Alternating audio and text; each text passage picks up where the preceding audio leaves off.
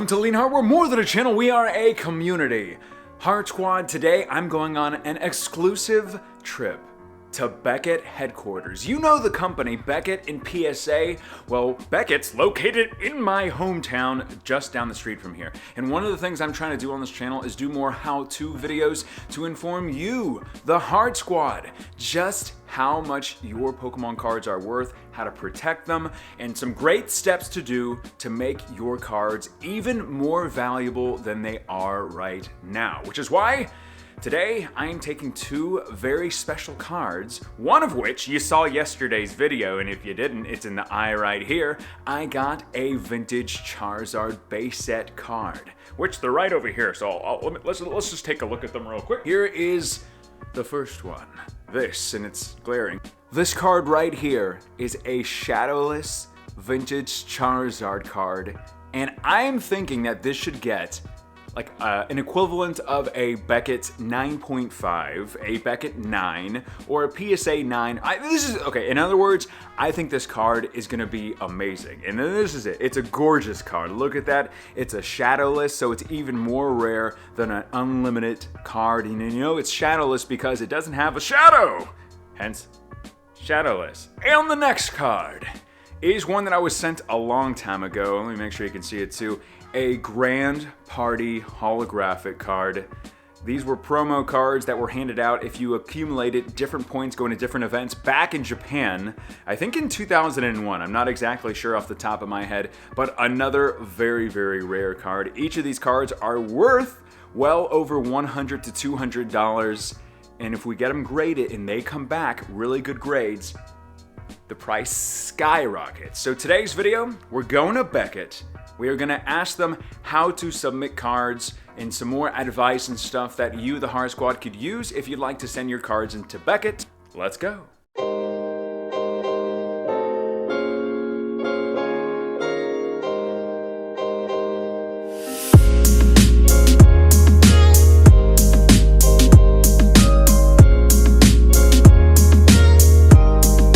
Just pulled into the parking lot of Beckett Media, and before I go in, I want to do a little clarifying because I know people are going to ask, Leonhart, why didn't you go to PSA or Professional Sports Authenticators? Well, one, PSA is located in LA, and while I may be going to LA sometime soon and hopefully do a tour of PSA, Beckett is located just 10 minutes from my house, and having one of the biggest authority in grading not only Pokemon cards, but sports cards in general just down the street from you, you gotta go check it out, and hopefully you guys will learn something from this video on how to grade your cards no matter what you go through, PSA or Beckett. And two, there's a big difference between a PSA 10 and a Beckett 10. Primarily, you saw it in my DFW regional recap video where a Beckett first edition Charizard base set pristine gorgeous 10 card was shown to me, and I was able to hold it, and I took a video with it as well. That card is worth $55,000, and my PSA 10 Gem Mint first edition Charizard card, so the exact same card, just a PSA 10, is worth drastically less than that card. The reason being is there's a harsher grading system for Beckett. A Beckett 10 is like extremely hard to get. They're very more hard to grade when you get a Beckett 10 compared to a PSA 10. So that's kind of one of the things I want people to notice is there's a much harder grading scale when it gets up to that point at Beckett when it comes to PSA. So I hope you guys do learn something when we go and talk to Beckett.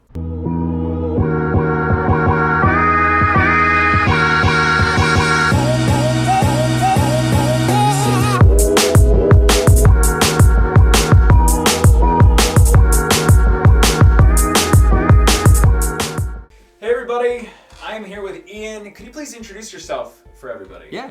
Hey everyone, my name is Ian McDarries. I'm the Beckett gaming analyst here. I've been at Beckett for almost 2 years now.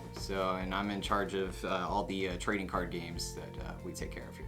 That's great. And so one of the things that I'm trying to do is introduce people to the world of Beckett because I've graded several cards here and you've helped me with that. Yeah. And I've gotten some amazing grades on my cards. And so why should people, for their Pokemon cards, choose Beckett? Yeah, so one thing that Beckett does that I personally enjoy, and I think a lot of people do as well. So when we grade our cards, can you see it okay on here? Okay. So we actually give out subgrades as to, and it helps like justify why this card gets a certain grade. So in this case, our subgrades are broken down into 4 different parts. So we have the centering, the corners, the edges, and the surface. So, and our grading system goes all the way from a 1 all the way up to a 10. And then 9.5 is going to be the gem mint. Our grading scale goes anywhere from a 1 all the way up to a 10, and then 10 being the highest in a pristine grade, and then our 9.5 is the gem mint equivalent that a lot of people are pretty familiar with.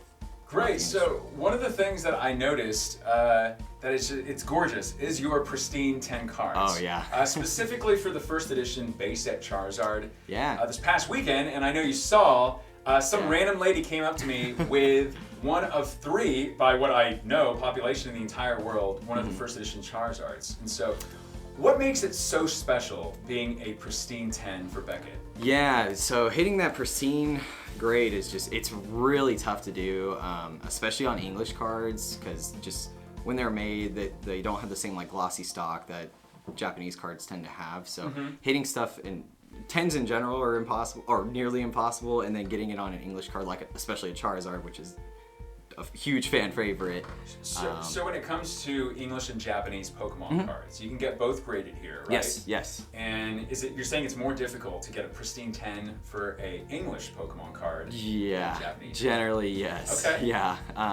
Normally, just because like you always have some sort of like whitening on the corners, and that's right. Yeah, that's always very true. A hard thing to get around. But okay. when those do come around, though, when you see pristine 10s, that's why they command such the high price tag. The high price tag. Okay. Usually like 2 to 2.5, 3 times the amount of what a gem is. Okay.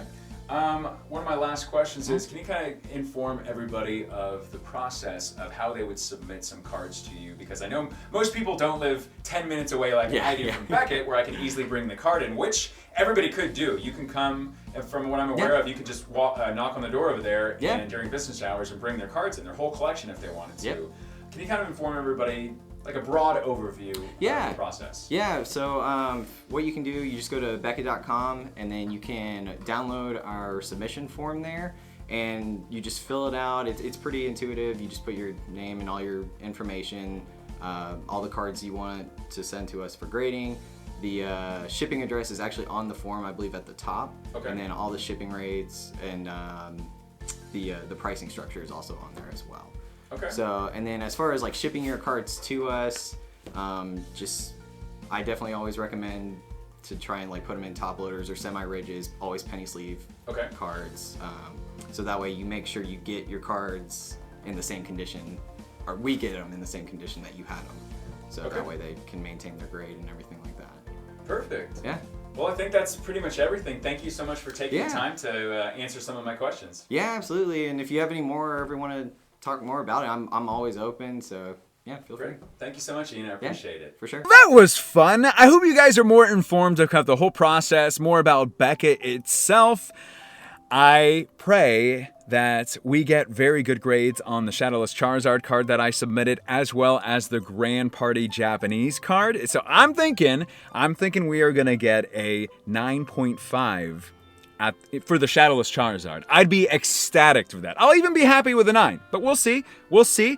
Be sure to subscribe. I will be coming back for a follow-up video in about 10 days to pick up the cards. That is when they will be done being graded. So if you want to, be sure to subscribe. So we'll go together and we'll get my reaction to the final grades of both cards. I'd like to thank Beckett for allowing me to film in there and interviewing Ian as well. So thank you so much, Ian. Golf claps for Ian and Beckett. But yeah, if you guys have any more questions, please leave them in the comment section below. I'll be sure to try to answer as many as I can. As always, please be sure to leave a like. And last but not least, also comment your favorite card from the 2. Would you rather have the Charizard Shadowless card or that Grand Party holographic card?